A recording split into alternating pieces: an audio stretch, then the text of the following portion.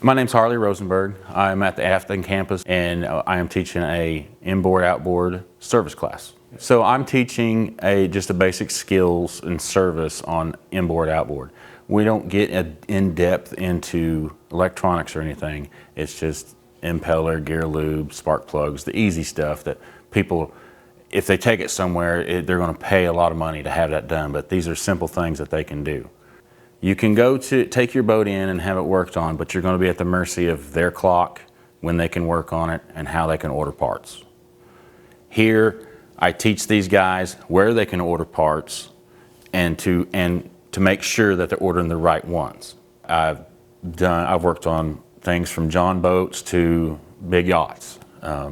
Everything from little two-strokes to big diesel engines. I just never really stopped wanting to know more. So I want them to leave here with the confidence to be able to work on their own vehicle, their own boat. And if they get to a point where they get stuck, they don't get frustrated, they calmly think about it and then fix the situation. If you're not sure about the class, come up, hang out. I don't mind, see what we're about. If you feel like you can jump into class and be a productive student, jump right in. Let's go at it. I'm ready to do it.